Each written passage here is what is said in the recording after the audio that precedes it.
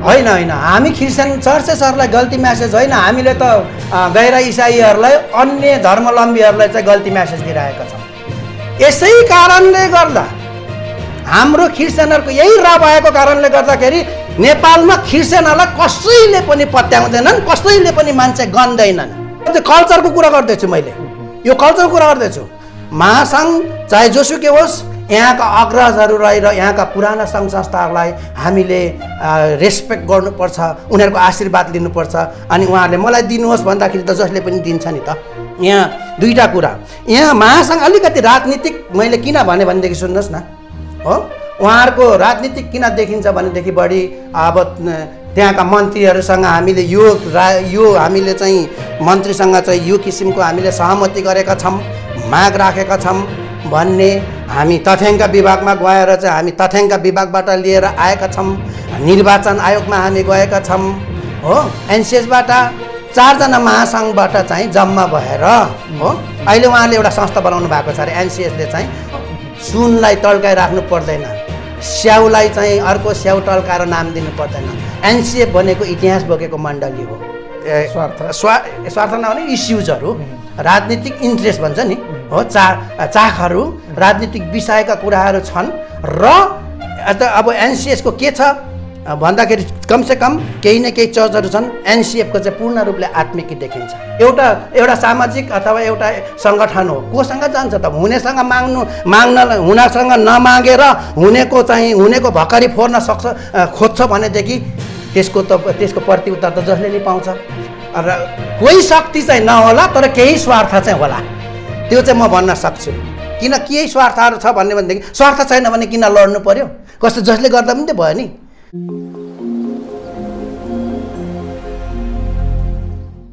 आदरणीय दाजुभाइ तथा दिदीबहिनीहरू, जय मसीह। तपाईँलाई स्वागत गर्दछु लाइफ न्युज च्यानलमा। म हुँ जेरम। लाइफ न्युज च्यानलमा तपाईँहरूले क्रिस्चियनिटी सम्बन्धी विभिन्न प्रस्तुतिहरू हेर्दै आउनुभएको छ र यहाँहरूको प्रार्थना र यहाँहरूको सहयोगको कारणले लाइफ न्युज च्यानल आजसम्म चाहिँ यसरी अगाडि बढ्न सफल भएको छ।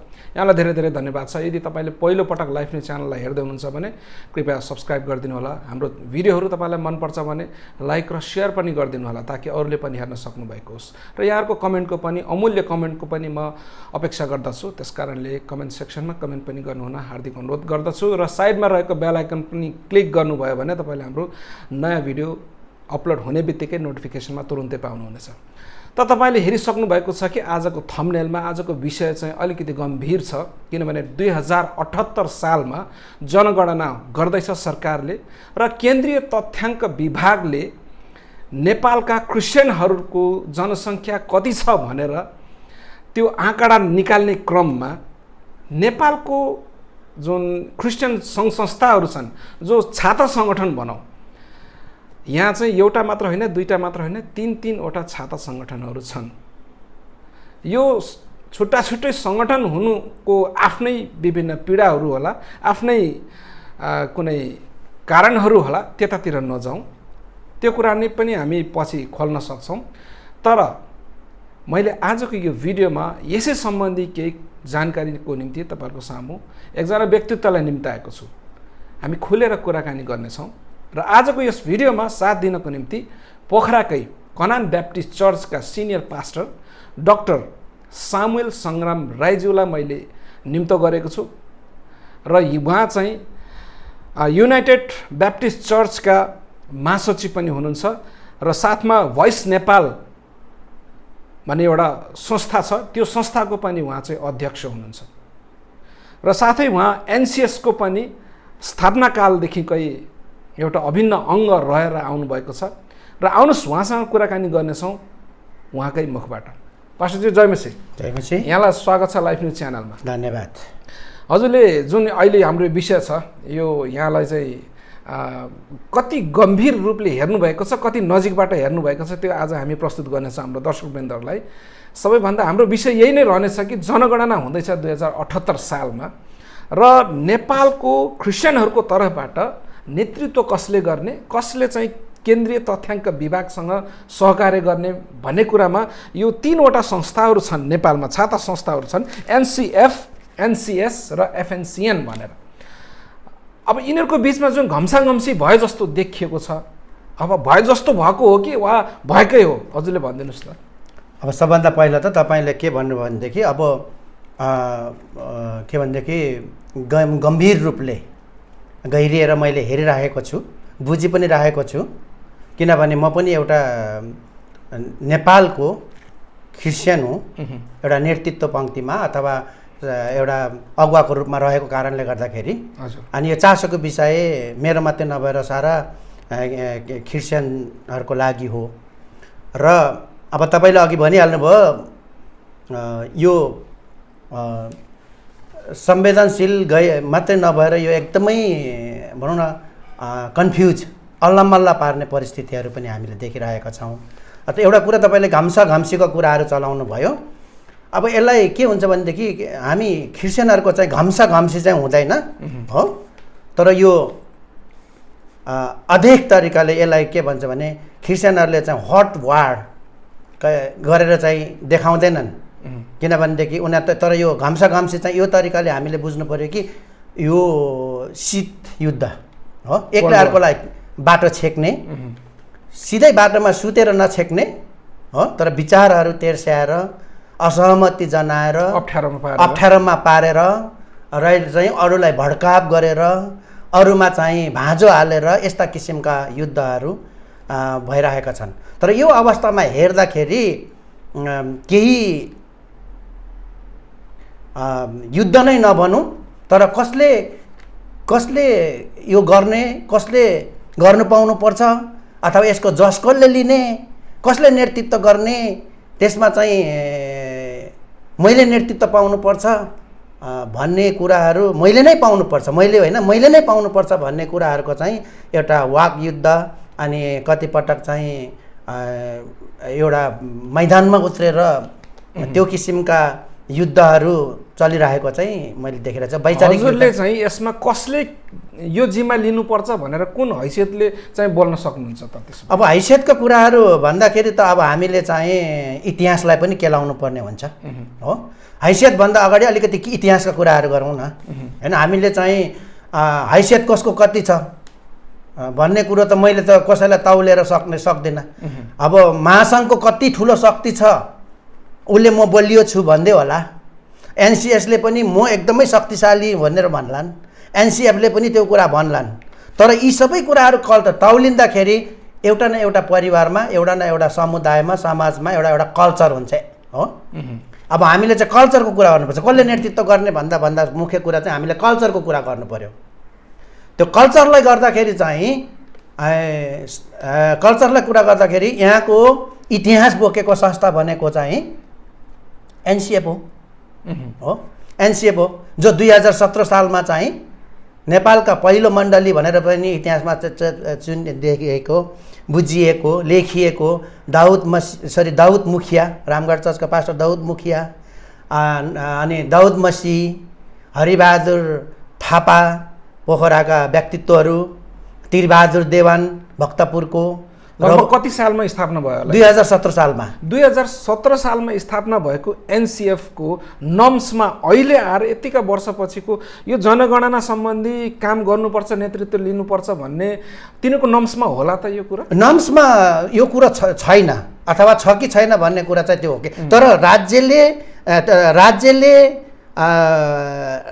राज्यले हेर्नुपर्ने र क्रिस्चियनले बुझ्नुपर्ने कुराहरू छ नि त। मैले भने नि त उहाँहरूको जस्तो रबर्ट कार्थक र सनी हाङ सोदेम्बा, उहाँ दुईजना त जीवितै हुनुहुन्छ। एउटा हुन्छ नि त, अब तपाईँको घरमा यो पकाउनु पर्छ भन्ने छ कि छैन हो, तर तपाईँको बाउबाजेहरूको चुलामा नपाकेको कुरा आज तपाईँको चुलामा पाक्यो भन्दैमा हो, तपाईँ स्टेक होल्डर होइन के। यहाँ मैले इतिहासको कुरा मात्रै कोट्याउँदैछु। एनसिएफसँग मेरो लेनदेन छ छैन त्यो आफ्नो ठाउँमा होला, तर ती व्यक्तिहरू अहिले उहाँहरूले भन्छन् 4000वटा मण्डलीको चाहिँ 4000वटा मण्डली चाहिँ उहाँहरूको चाहिँ सङ्गठनभित्र सदस्य छन्। 4000वटा मण्डली सङ्गठनभित्र अथवा 10,000 8,000 कति छन् भनेर चाहिँ आफ्ना किसिमले चाहिँ भनिरहेका छन्। लगभग 4,045 मण्डली उहाँहरूको सङ्गठनमा सक्रिय सदस्य छन्। सबैले त्यही भनिरहेका छन्? होइन, एनसिएफको कुरा गर्दैछ। अब एनसिएसको कुरा गरौँ। एनसिएफको उद्देश्य भनेको चाहिँ सुरुमा चाहिँ तपाईँले नर्म्सको कुरा गर्नुभयो, उद्देश्यको कुरा गर्नुभयो। मण्डली स्थापना गर्ने, सुसमाचार प्रचार गर्ने र बाइबलीय तालिम दिने एनसिएफको चाहिँ उद्देश्य हो। तर यसमा सरकारसँग सामाजिक कार्य गर्नको निम्ति के अरे सरकारसँग चाहिँ एडभोकेसी र के अरे यो अन्तर्क्रिया गर्नको निम्ति दुःखहरू गर्न, मानव अधिकारको कुरा गर्न, सामाजिक कार्य गर्नको निम्ति एनसिएफसँग संस्था नभएको कारणले नै 1997 मा चाहिँ एनसिएस सुरु भएको है। अनि हुन त सुरु हुँदाखेरि विभिन्न किसिमका अभिप्रायहरू थियो होला, ग्रह अग्रह पूर्वग्रह जेसुकै भए तापनि एनसिएफ चाहिँ एउटा छाटा सङ्गठनको रूपमा सुरु भएको हो है। तर त्यो धेरै वर्ष, आज अहिले 61 वर्ष पुग्यो। अहिले एनसिएफले बोकेको इतिहास 61 वर्ष हो। 4,000 5,000 6,000 मण्डलीको चाहिँ सक्रिय सदस्य भएका मण्डली एक। दोस्रो कुरो, अब सामाजिक कार्य गर्नको निम्ति र जुन कानुनी पौरवी पहल गर्नको निम्ति यस्ता कुनै किसिमको चाहिँ अन्य यस्तै किसिमको सर्वेक्षण अथवा अरू के अरे सामाजिक कार्य सर्वेक्षणहरू गर्नको निम्ति कानुनी कुराहरू गर्नको निम्ति चाहिँ सङ्गठन नभएको हुनाले पछिबाट 1997 मा यो नेपालीमा एक्ज्याक्टली मलाई थाहा भएन कति साल भेट्छ, सुरु हुँदाखेरि चाहिँ त्यसलाई चाहिँ एनसिएसलाई चाहिँ सङ्गठन छाता नबनेर यसलाई चाहिँ गलेन्चा भनेर नाम दियो है। माथि छाता सबैमा बस्ने, तल गलेन्चामा सबैमा बस्ने। गलेन्चामा बस्नेलाई छाताले होइन, भुइँमा चिसो आउँदाखेरि गलेन्चाले जोगाउँछ, माथिबाट पानी हावाहुरी आउँदाखेरि चाहिँ छाताले जोगाउँछ भनेर चाहिँ यस्तो किसिमको नाम दिएर चाहिँ यो सुरु भएका हुन्। अब यसै कालमा अब यो के अरे नेपालमा अब जनआन्दोलन भए है, महान आन्दोलन भए, राजतन्त्रबाट के अरे राजतन्त्र संवैधानिक राजतन्त्रबाट अब के अरे लोकतन्त्रबाट गणतन्त्रसम्म आउँदाखेरि ख्रिस्चियनहरूको पनि केही भूमिका रहनुपर्छ, ख्रिस्चियनहरूले पनि केही प्रतिनिधित्व पाउनुपर्छ भनेर एउटा के अरे 2065-66 मा चाहिँ सुन्दर थापा, सामुएल सङ्ग्राम राईमल लगायत सामुएल शर्माको अध्यक्षतामा एउटा महासङ्घ सुरु गरियो र त्यही बेलामा प्रकाश सुब्बाको अध्यक्षतामा चाहिँ संविधान सुझाव समिति भनेर चाहिँ गरियो। तर संविधान सुझाव समिति र महासङ्घमा चाहिँ को व्यक्ति थिए भन्दाखेरि एनसिएफको र एनसिएसको सबै व्यक्तिहरू थिए र अरू स्वतन्त्र मण्डलीको पनि थिए। भनेपछि त्यहाँको पदाधिकारीहरू सबै हुनुहुन्थ्यो त्यसमा? सबै एनसिएफको पनि, जस्तै प्रकाश सुब्बा एनसिएफको हुनुहुन्थ्यो भने सुन्दर थापा एनसिएसको हुनुहुन्थ्यो, म एनसिएसको थिएँ, सामुएल शर्मा एनसिएफको थिए र अरू स्वतन्त्र मण्डलीकाहरूका पनि थिए। अनि उता संविधान सुझाव समिति पनि थिए। त्यसरी नै अनि 2065-66 मा अब 63 मा हाम्रो संविधान सुझाव समिति सिद्धिएपछि त्यसैबाट चाहिँ 65 तिर चाहिँ अब संविधान सुझाव समिति सिद्धियो भनेर भइसकेपछि अब संविधान सुझाव सिद्धिएपछि चाहिँ महासङ्घमा चाहिँ फेरि पुनर्गठन गरियो हो।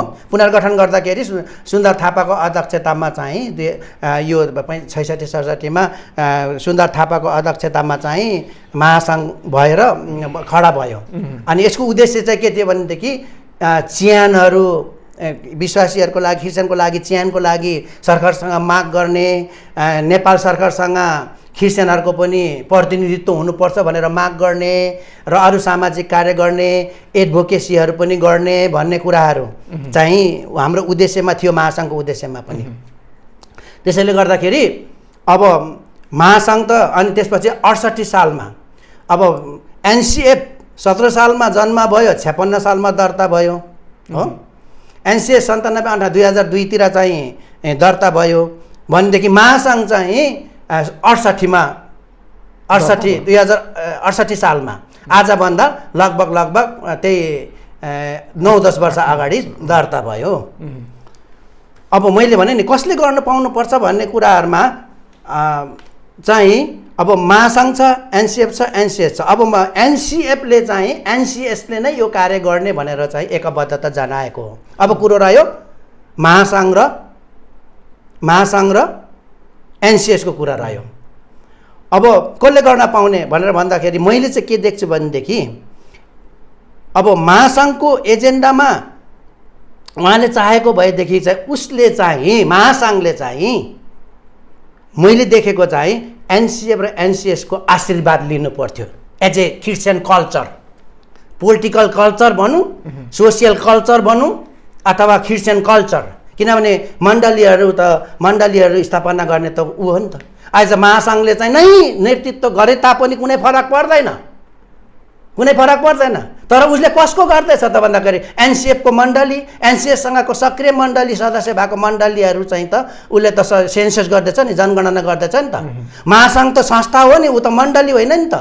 महासङ्घसँग त चर्चको संस्था होइन नि त।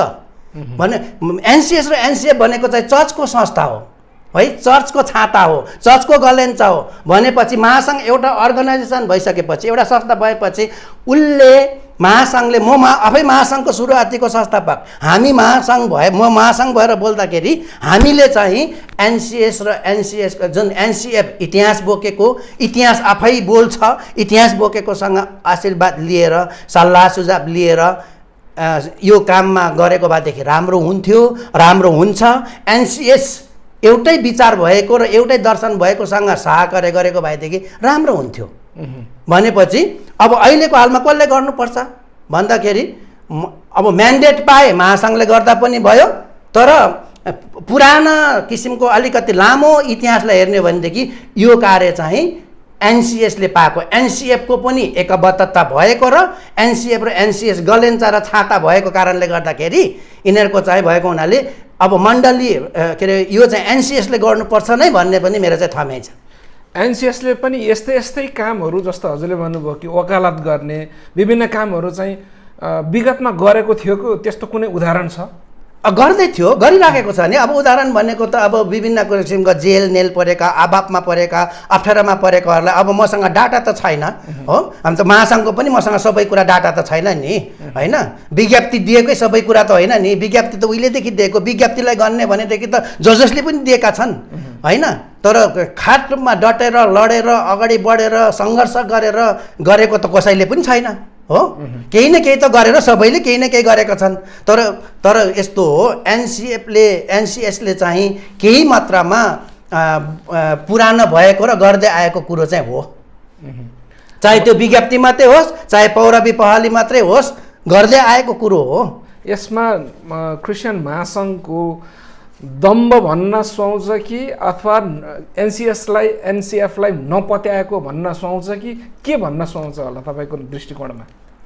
यो मैले चाहिँ राजनीतिक तरिकाले सच्चाइ भन्नु पऱ्यो भनेदेखि यो नेतृत्व छ हो, अलिकति आला काँचाहरू जस्तो लागिरहेछ मलाई चाहिँ हो। त्यतातिर जुन महासङ्घको नेतृत्व गरिरहेछन् नि, अलिकति आला काँचा, आत्मिकी पाका नभएकाहरू र अरू अलिकति आत्मिकी पाका नभएकाहरू होला। एनसिएफको आफ्नो दम्ब होला, एनसिएसको आफ्नो दम्ब होला, तर समग्र रूपमा हेर्दाखेरि मैले अघि नै भनिहालेँ नि त हो। अलिकति महासङ्घमा रहने व्यक्तिहरू चाहिँ पोलिटिकल माइन्डेड, राजनैतिक आत्मिकी भन्दा पनि अलिकति राजनीतिक विचारधाराले प्रभावित भएको, यसरी नै थिच्नुपर्छ, यसरी नै गर्नुपर्छ, यसरी नै हिँड्नुपर्छ भन्ने कुरो अलिकति विचार भएका व्यक्तिहरू छन् भनेदेखि अर्को पक्षमा पनि ठिकै छ नि त, यिनीहरू साह्रै बलियो भएर आएछन्, अलिकति बाटोमा मुढा तेर्साइदिउँ न भन्ने पनि होला जस्तो लाग्छ। तर अलिकति यहाँ अलिकति राम्रो किसिमको भूमिका चाहिँ नम्र भएर आशीर्वाद लिएर चाहिँ महासङ्घले नै कार्य गर्ने, किनभने ऊ त एउटा कान्छो सङ्गठन हो नि त हो। कान्छो महासङ्घ भन्दैमा नाम महासङ्घ भनेर हुन्छ के को होइन, महासङ्घ भनेको के हो त नि, नाम मात्रै महासङ्घ भनेर म वीरबहादुर भनेर म वीरबहादुर, धनबहादुर भनेर म धनी त हुँदैन नि त। हाम्रो नेपालमा यही त छ, बलबहादुर धनबहादुर भनेपछि धनी, वीरबहादुर भनेपछि वीर भएको जस्तो। महासङ्घ भनेको के त नि, पहुँच के हो त नि महासङ्घको? महासङ्घको शक्ति भनेको नै मण्डली हो नि त, क्रिस्चियन हो नि त होइन, क्रिस्चियनको लागि बोल्ने हो भने त। त्यसो भएदेखि मण्डली कोसँग छ त? एनसिएफसँग छ, अनि एनसिएससँग छ भनेदेखि ल तपाईँहरूसँग मण्डली छ, यो दर्शन म कहाँ छ, मलाई चाहिँ तपाईँहरूले चाहिँ एउटा अवसर दिनु पऱ्यो, नोमिनेट गर्नु पऱ्यो, म्यान्डेट दिनु पऱ्यो, जिम्मा दिनु पऱ्यो, म गर्छु भन्यो भनेदेखि गर्न पाउँदैन भन्ने त होइन नि त हो। यो बाटो छेक्ने कामहरू गर्नु हुँदैन। त्यसमा अलिकति मलाई के लाग्छ भनेदेखि यो हुनु त पुराना मान्छेहरू महासङ्घमा पनि छन्, तर व्यवहार चाहिँ अलिक आलाकाँचा भयो नि। अब त 61 वर्षको इतिहास बोकेको मण्डलीसँग हो, उता 24 वर्ष 25 वर्षसम्म चाहिँ पौरवी र के अरे जजकोसँग सेवा गरे, उसँग 1500देखि 2000 मण्डली छन् भनेर एनसिएसले भनिरहेको छ। भनेदेखि आज महासङ्घको रूपमा चाहिँ अलिकति यो उहाँलाई नमिठो लाग्न सक्छ, तर वास्तविक भन्यो भने एनसिएफ र एनसिएसको तुलनामा त महासङ्घको त न्वारानमा लगाएको कन्दनी पनि झरेको छैन नि। 8 वर्ष मात्रै पुग्दैछ, उता 24 वर्ष, उता 61 वर्ष, ऊ कन्दनी पनि नझर्नेको एउटा बच्चाले बाजेहरूको दाँत झार्छु भनेर हिँड्नु त राम्रो होइन नि त। त्यो कुरा चाहिँ कल्चरको कुरा गर्दैछु मैले, यो कल्चरको कुरा गर्दैछु। महासङ्घ चाहे जोसुकै होस्, यहाँका अग्रजहरूलाई र यहाँका पुराना सङ्घ संस्थाहरूलाई हामीले रेस्पेक्ट गर्नुपर्छ, उनीहरूको आशीर्वाद लिनुपर्छ। अनि उहाँहरूले मलाई दिनुहोस् भन्दाखेरि त जसले पनि दिन्छ नि त हो। तर यहाँ घम्साघम्सी चाहिँ कसले कसको बढी पहुँच छ। यहाँ दुईवटा कुरा, यहाँ महासङ्घ अलिकति राजनीतिक, मैले किन भने भनेदेखि सुन्नुहोस् न हो, उहाँहरूको राजनीतिक किन देखिन्छ भनेदेखि बढी अब त्यहाँका मन्त्रीहरूसँग हामीले यो हामीले चाहिँ मन्त्रीसँग चाहिँ यो किसिमको हामीले सहमति गरेका छौँ, माग राखेका छौँ भन्ने, हामी तथ्याङ्क विभागमा गएर चाहिँ हामी तथ्याङ्क विभागबाट लिएर आएका छौँ, निर्वाचन आयोगमा हामी गएका छौँ हो। यस्ता किसिमको यो परमेश्वरको कुरा परमेश्वरलाई र राजाका कुरा राजालाई, उहाँहरू पूर्ण रूपले राजनीतिक इन्ट्रेस्ट छ भनेदेखि त्यो किसिमले उहाँ राजनीति गर्न सक्नुहुन्छ नि त। तर यो मलाई अर्को कुरा भन्छु नि, यहाँ केही न केही छ क्या, यो क्रिस्चियन चर्चेसहरूलाई, क्रिस्चियन समूहहरूलाई, क्रिस्चियन व्यक्ति सोझा साझाहरूलाई प्रयोग गरेर कसैले चाहिँ आफ्नो स्वार्थ पुरा परिपूर्ति गर्नको निम्ति यस्तो किसिमको नाटकहरू मञ्चन त गरिरहेका छैनन् भन्ने कुरा मलाई कता कता लाग्छ। अब मैले भनौँ अर्को कुरो के गर्न सकिन्थ्यो भने, मैले यो पनि सल्लाह दिएको थिएँ, चारजना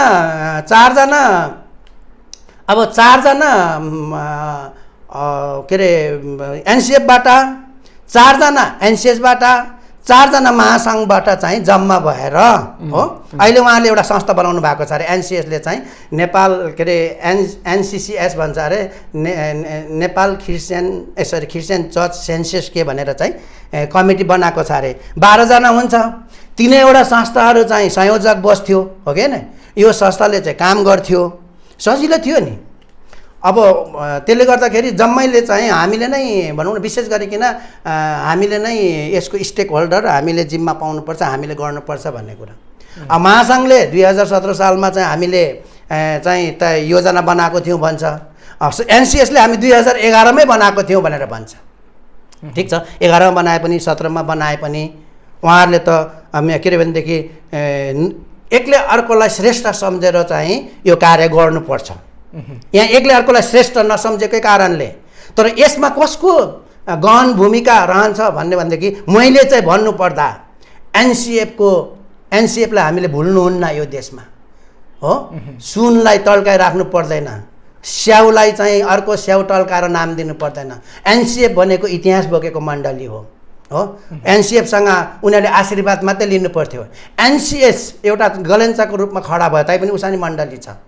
हिजो अस्ति मात्रै गठन भएको महासङ्घले एउटा नरम एउटा पिन्च हुने अलिकति बुझ्ने भाषामा, अहिलेको भाषा भनेको के अरे भनेदेखि 10 वर्ष पुगेको बालकको चाहिँ कन्दनी झरेको हुँदैन के है, न्वारानमा लगाएको। ठिक छ, उहाँहरू म्याच्योर्ड हुनुभयो होला, त्यसैले गर्दाखेरि मैले आला काँचा भनेको। उहाँहरूको एटिच्युड चाहिँ पोलिटिकल एटिच्युड, पोलिटिकल इन्ट्रेस्ट छ महासङ्घको। यो क्रिस्चियन र स्पिरिचुअल इन्ट्रेस्ट र स्पिरिचुअल इस्यु होइन, आत्मिकी महासङ्घसँग देखिएको चाहिँ पूर्ण रूपले राजनैतिक स्वार्थ नभने इस्युजहरू, राजनीतिक इन्ट्रेस्ट भन्छ नि हो, चाखहरू, राजनीतिक विषयका कुराहरू छन्। र अब एनसिएसको के छ, भन्दाखेरि कमसेकम केही न केही चर्चहरू छन् एनसिएफको चाहिँ पूर्ण रूपले आत्मिकी देखिन्छ। ल ठिक छ, यिनै आत्मिकी प्लेटफर्मलाई प्रयोग गरेर महासङ्घले चाहिँ केही गर्न चाहन्छ भनेदेखि जसको निम्ति जसको भकारीमा धान छ हो, अर्काको भकारीको धानमा चाहिँ त्यत्तिकै के अरे भालाले घोचेर अथवा दुलो पारेर चाहिँ धान लिन पाइन्छ? एनसिएफसँग त चर्च छ नि त, कमसेकम मलाई दिनुहोस् म गर्छु भनेर चाहिँ पाइन्छ नि। उहाँहरूले चाहिँ हामी जे तयार छ गर्छौँ भनेर चाहिँ अहिले कुन मण्डलीमा जान्छ त? महासङ्घ त मण्डलीको सङ्गठन होइन नि त हो, एनसिएफ त मण्डलीको सङ्गठन हो नि त, एनसिएस त मण्डलीको सङ्गठन हो नि त, महासङ्घ त मण्डलीको सङ्गठन होइन, एउटा सामाजिक अथवा एउटा सङ्गठन हो। कोसँग जान्छ त? हुनेसँग हुनसँग नमागेर हुनेको भकारी फोर्न खोज्छ भनेदेखि त्यसको प्रतिउत्तर त जसले नि पाउँछ। अहिलेको अवस्थामा त्यो छ, चाहे एनसिएफ होस् चाहे होइन, दिनेले पनि दिनुपर्छ। ठिक छ, भाइहरू महासङ्घको भाइहरूले हामी गर्छौँ भन्यो भनेदेखि एनसिएफले पनि आशीर्वाद दिन र मण्डलीमा दिन तयार हुनुपर्छ, एनसिएफले पनि तयार दिनुपर्छ, तर माग्नेले पनि हात फैलाउनुपर्छ के हो। अब त्यो जबरजस्ती गएर चाहिँ अर्काको भकारीको, अर्काको मण्डलीको, अर्काको सङ्गठनको चाहिँ जबरजस्ती हात हालेर के होइन, हाम्रो सरकारको समर्थन छ, परमेश्वरको समर्थन लिनु पर्यो। हाम्रो सरकारको समर्थन, तथ्याङ्क विभागको समर्थन छ, निर्वाचन आयोगको समर्थन छ, मन्त्रीको समर्थन छ। त्यसको मतलब के हो त? कि भन्नु कि मण्डलीहरूलाई राजनीतिक प्रयोजनको लागि प्रयोग गर्न सक्नु पर्यो, नत्र भने यस्तो किसिमको धम्की चाहिँ के गरेर क्रिस्चियनलाई सताउने, क्रिस्चियनबाट सताउने काम चाहिँ गर्नुहुन्न। हजुरले भन्नुभएको सल्लाह त एकदमै राम्रो हो। एनसिएफ र एनसिएसको चाहिँ आशीर्वाद लिनुपर्छ, त्यो त लिएन, कसैले पनि त्यो लिएको छैन। एनसिएफले पनि आफ्नै तवरले फिल्डमा गएर काम गर्न सुरु गरेको एनसिएफले गरेको छैन, खबर आएको छ। एनसिएसको चाहिँ एनसिएफले नगरे होला, तर एनसिएसले पनि गर्दैछ भनेर सुन्न आएको छ। यो आफ्नै तरिकाले यो कार्यक्रम गर्दाखेरि यो साधारण चर्चहरूको जुन विश्वासीहरू छ उनीहरूमा कस्तो खालको मेसेज जाला, हजुरले के ठान्नुहुन्छ? अब गल्ती मेसेज जान्छ भनेदेखि त्यसले भविष्यमा पक्कै पनि नराम्रो होइन। हामी क्रिस्चियन चर्चेसहरूलाई गल्ती मेसेज होइन, हामीले त गैर इसाईहरूलाई, अन्य धर्मावलम्बीहरूलाई चाहिँ गल्ती मेसेज दिइरहेका छौँ। यसै कारणले गर्दा हाम्रो क्रिस्चियनहरूको यही र भएको कारणले गर्दाखेरि नेपालमा क्रिस्चियनहरूलाई कसैले पनि पत्याउँदैनन्, कसैले पनि मान्छे गन्दैनन्। हामी एक भएदेखि त हाम्रोमा नि शक्ति थियो नि त, हामी शक्तिविहीन र क्षीण भएका छौँ। यस्ता किसिमका रवायाले गर्दाखेरि तपाईँले चाहिँ मण्डली, हाम्रा साधारण विश्वासीहरूले ती जय मसीह भन्नेले के बुझ्छन्? तर यहाँ जय मसीह नभन्ने मान्छे, देशका अधिकारीहरू, पदाधिकारी, राजनीतिक पार्टीहरूले, अन्य धर्मावलम्बीहरूले, अरू आस्थाका मान्छेहरूलाई, क्रिस्चियनलाई रमारी थाहा पाएका छन् र उनीहरूको के अरे भनेदेखि पाखुरा रमारी चाहिँ कति शक्ति छ भने हामी शक्ति क्षीण बनाएका छन्। यस्ता किसिमका रवायाका व्यक्तित्व, यस्तो रवाया भएका व्यक्तित्वको नेतृत्व र उनीहरूको विचारले गर्दाखेरि चाहिँ हामी क्रिस्चियनहरू चाहिँ शक्तिहीन बनाउने काम गरिरहेका छन्। हजुरले भन्नुभयो कि क्रिस्चियन महासङ्घले उता गएर आशीर्वाद लिनु पर्थ्यो र राजनीतिक पनि केही इस्युहरू होला। के क्रिस्चियन महासङ्घको पछाडि पनि कुनै तेस्रो शक्ति होला, राजनीतिक भनौँ अथवा वैदेशिक भनौँ, जेसुकै भनौँ, होला कि त्यो सम्भावना छ कि छैन जस्तो लाग्छ हजुरलाई? अब राजनीतिकमा सबै कुरा हुन्छन् हो, सबै कुरा नै हुन्छन्। अनि मलाई चाहिँ यसरी नै म भन्न सक्दिनँ र कोही शक्ति चाहिँ नहोला, तर केही स्वार्थ चाहिँ होला, त्यो चाहिँ म भन्न सक्छु। किन केही स्वार्थहरू छ भन्ने भनेदेखि स्वार्थ छैन भने किन लड्नु पर्यो? कस्तो जसले गर्दा पनि त भयो नि होइन। मैले नै प्रार्थना गर्नुपर्छ, मैले नै यो काम गर्नुपर्छ भनेको आफू स्क्रिनमा देखिनु हो, आफू पर्दामा देखिनु न। पर्दामा को देखिन्छ त? हिरो देखिन्छ, हिरोनी देखिन्छ। हिरो हुनु खोज्नु त हो होइन। डाइरेक्टरहरू, स्क्रिप्ट राइटर्सहरू, लेखन गर्नेहरू, बाजागाजा बजाउनेहरू कहाँ हुन्छन्? जसले चाहिँ पर्दामा देखिन्। यी उहाँहरूलाई किन पर्दामा देखिनु पर्यो? पर्दामा देखिनु भनेको नै उहाँले चर्चा कमाउनु हो, भोलि काहीँ न काहीँ चर्चा कमाएर काहीँ न काहीँ आफ्नो स्वार्थ लुट्नु हो, स्वार्थपूर्ति गर्नु हो। यहाँ कसैले क्रिस्चियनको लागि यो गर्छु त्यो गर्छु भनेर बोलेको छ? म यो सङ्गठनको लागि, यो क्रिस्चियन, यो चर्चको लागि, यो एरियाको इसाईको लागि हामी यो गर्नेछौँ भनेर ल्याएका छन्। मलाई हामीलाई दिनुपर्छ, हामीलाई दिनुपर्छ। क्रिस्चियनलाई दिन्छौँ भनेर कसैले चाहिँ प्रतिबद्धता जाहेर गरेको छ? खालि उनीहरूलाई दिने, हामीले पाउनुपर्छ, हामीले पाउनु, अरूले पाउनु पर्दैन। यो चाहिँ आत्मिकी र ख्रिस्टियन चरित्र होइन। यो ख्रिस्टियन चरित्र र ख्रिस्टियन एथिक हुँदै होइन। यो मैले पाउनुपर्छ, स्क्रिन प्लेयर हुनुपर्छ, म हिरो हुनुपर्छ, म नाच्नुपर्छ, मैले ग्राउन्ड ओगट्नुपर्छ, तिमीहरू बाजा बजाऊ, ताली बजाऊ, गीत गाइदेऊ, तिमीहरू हेर। साथीहरूको रपाया कस्तो छ भनेदेखि हामी नाच्ने हो, तिमीहरू चाहिँ दर्शकहरू हौ। अनि अब महासङ्घको कुरा पनि मैले भन्नुपर्छ। यो महासङ्घको चाहिँ कतिसम्म चाहिँ अब बाहिरतिर सुनिन्छ, हामी एनसिएफ र एनसिएस चाहिँ हामीसँग छ, सबै सङ्घ संस्थाहरू हामीसँग छ, त्यसैले हामी महासङ्घ भएको। अब डिएसपोरा नेपाल संसारभरिको नेपालीहरूको बिचमा पनि यो सन्देश गइरहेको छ अरे। तर यही सन्देश दिएको हो भनेदेखि यसको मूल्य चाहिँ महँगो पर्छ हाम्रो महासङ्घलाई हो। यही सन्देश एनसिएफले दिइरहेको छ भनेदेखि यसको मूल्य महँगो पर्छ। यही सन्देश एनसिएसले दिइरहेको छ भने पनि हामी स्टेक होल्डर होइन। यो ख्रिस्टियनिटीको नेपालको the god is in charge, परमेश्वर चाहिँ सर्वभौम हुनुहुन्छ, उहाँ हुनुहुन्छ, हामी परमेश्वरको महिमाको लागि काम गर्ने हो। यो नेपालको जम्मै मेरो हो, नेपालमा हामीसँग यति छ, यसको नेतृत्व मैले गरेको छु, यो कुरो होइन। हामी त सर्भेन्ट हो, हामी कारिन्दाहरू हौँ, हामी सेवा गर्ने हो। ठिक छ, तर मलाई चाहिँ त्यस्तो लागिरहेको छ। त्यसैले गर्दाखेरि मेरो के भनाइ थमै छ भनेदेखि कि सकेसम्म मिलेर गर्ने हो, सकेसम्म मिलेर गर्ने। संयोजक 3वटा संस्था बस्ने हो, कार्य त्यो सङ्गठनले गर्ने। अब त्यो अवस्थामा आउँदैन भने पनि माग्नेलाई देऊ, एउटाले दिनु सक्दैन भने अर्कोले दिन। एनसिएसले चाहिँ महासङ्घलाई दिन सक्दैन भनेदेखि दिन सक्दैन भने महासङ्घले छोडिदेऊ। तर एउटा कुरो चाहिँ मैले के मात्रै भन्नु खोजेको भनेदेखि आशीर्वादको कुरा गर्दाखेरि चाहिँ जोसँग छ त्योसँग त माग्नु पऱ्यो नि त। मैले अघि भने नि, जसको छ त्यसकै, उनीहरूसँग मण्डली छ, मण्डलीको सेन्सस गर्नु पऱ्यो। अनि त्यति जबरजस्ती तपाईँको मण्डलीमा हामी आउँछौँ भन्दाखेरि त हुँदैन नि त। हदैसम्म लचकता अप्नाएर बैठकमा बसेर चाहिँ सहभागी हुनुपर्छ। उनीहरूको 3 पटक 4 पटक बैठकमा त महासङ्घले एनसिएस तपाईँहरूलाई चाहिँदैन भनेर लखेटेन होला होइन। के अरे एनसिएसले पनि महासङ्घलाई लखेटेन होला। यहाँ चाहिँ कसले गर्ने भन्दा पनि, कसले काम गर्ने भन्दा पनि कसले चाहिँ जस लिने हो, कसले क्रेडिट लिने, यसको चाहिँ लडाइँ हो। कसको होइन, कसको जुङ्गा लामो, कसको जुङ्गा ठुलो।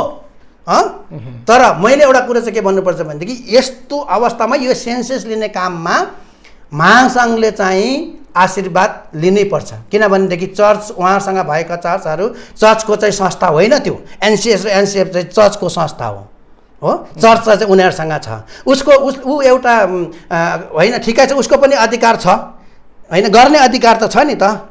मसँग खाने अधिकार छ हो, तर माग्न सक्नु पऱ्यो जोसँग छ।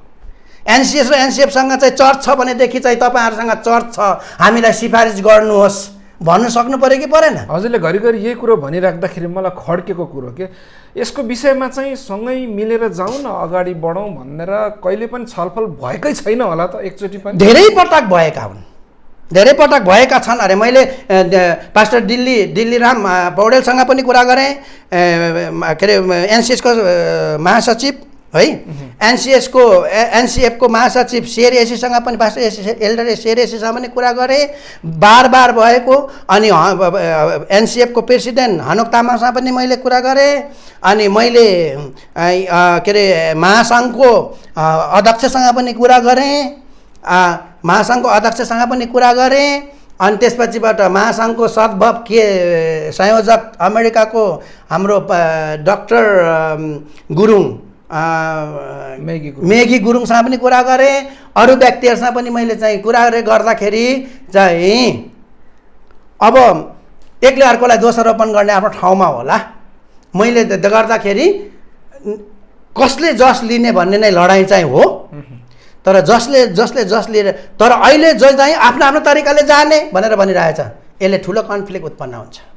म चाहिँ त्यसो हो भने के म भन्न चाहन्छु भनेदेखि, मैले भने नि त अस्ति, ठिक छ, म त्यति ठुलो संस्था पनि होइन।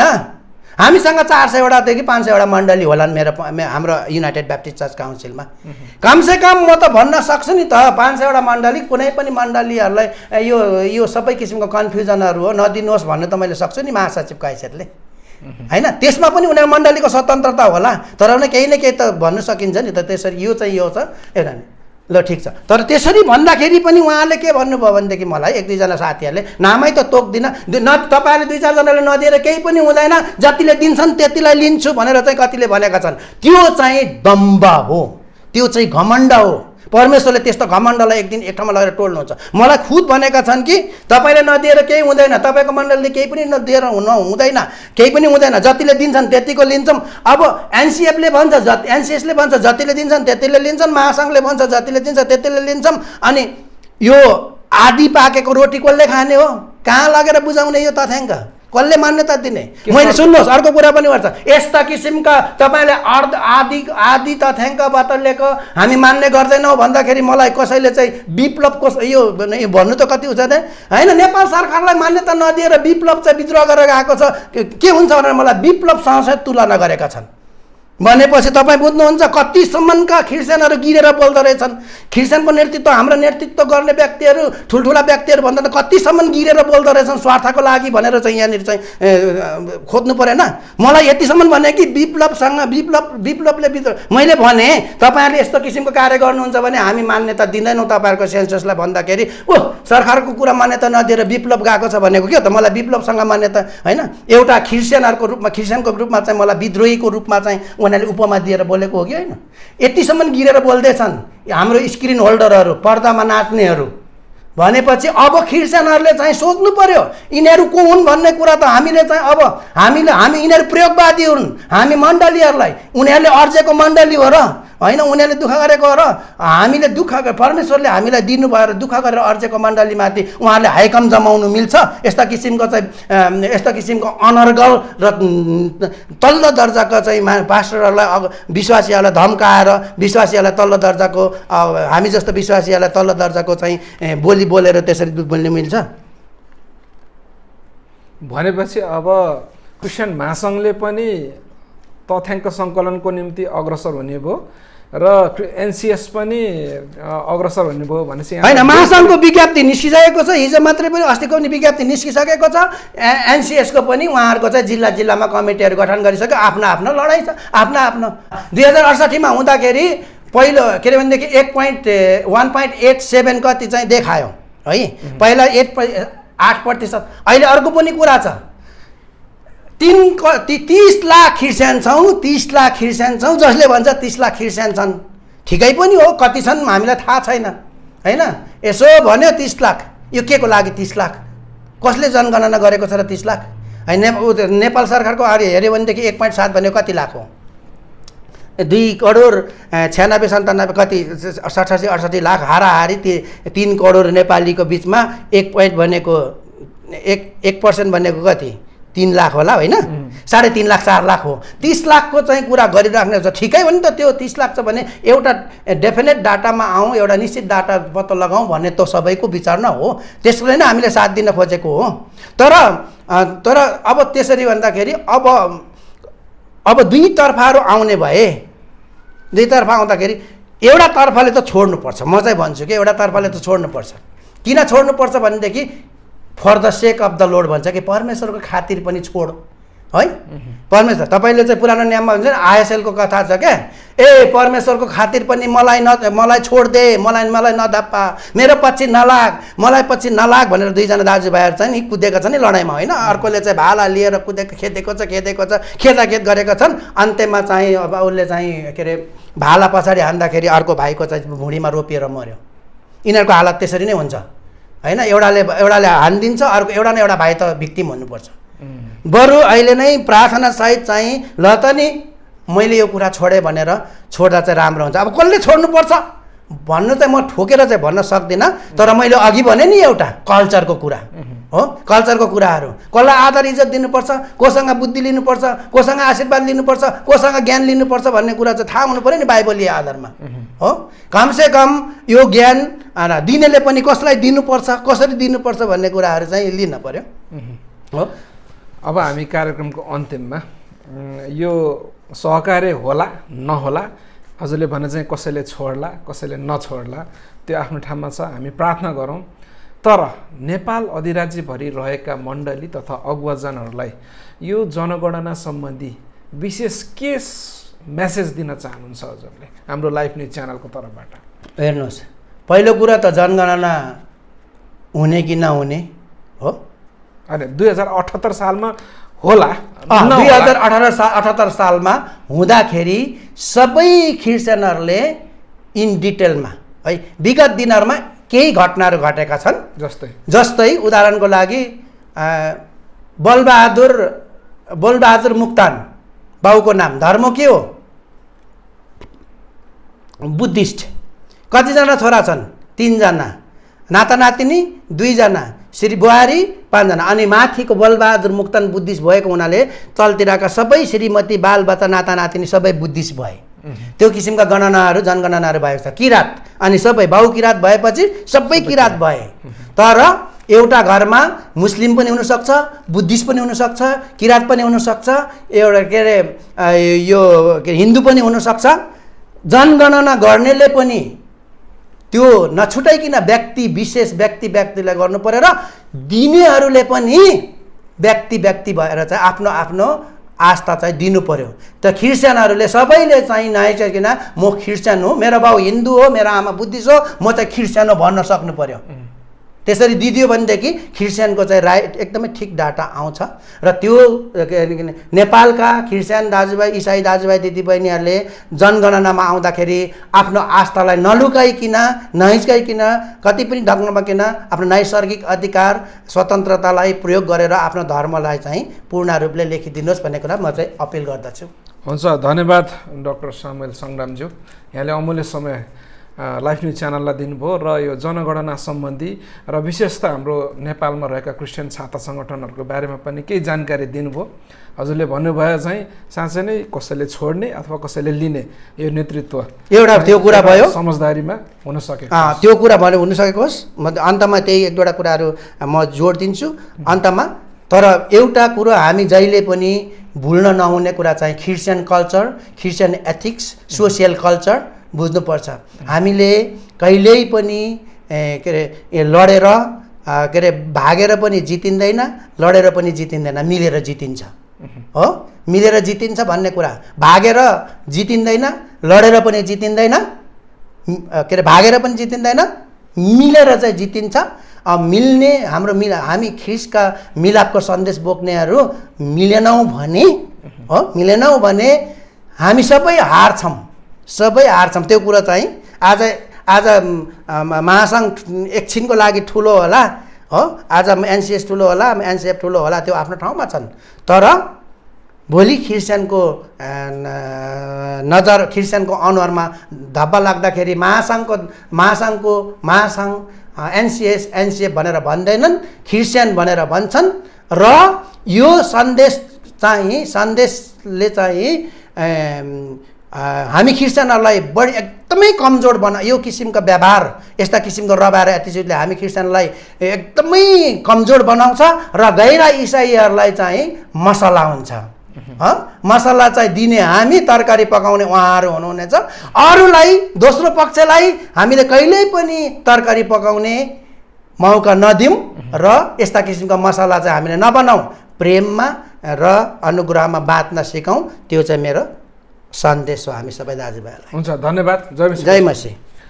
त दर्शकवृन्द, आजको यो भिडियो तपाईँलाई कस्तो लाग्यो कृपया कमेन्ट सेक्सनमा कमेन्ट लेख्नु होला। उहाँले भन्नुभयो चाहिँ कसैले छोड्ने, कुनै संस्थाले छोड्ने, कुनै संस्थाले परित्याग गर्ने, भनौँ न एक किसिमको सेक्रिफाइस दिने खालको वातावरण हुन सकेको होस्, ताकि क्रिस्चियन सङ्घ संस्थाहरूले बाइबलमा सिकाइए अनुसारको एउटा सुमधुर मेसेज जान सकोस् र भविष्यमा गएर यो कन्फ्लिक्टको कारणले गर्दाखेरि कुनै अप्रिय घटना, अप्रिय परिणाम सुन्न नपरोस्, देख्न नपरोस् भन्ने यही आशय छ। यति भन्दै आजको निम्ति यो भिडियो यहाँ समाप्त गर्ने अनुमति चाहन्छु। आगामी भिडियोमा यस्तै तपाईँहरूको सामु विषयहरू, प्रस्तुतिहरू लिएर आउने नै छु। त्यति बेलासम्म मलाई बिदा दिनुहोस्। जय मसीह।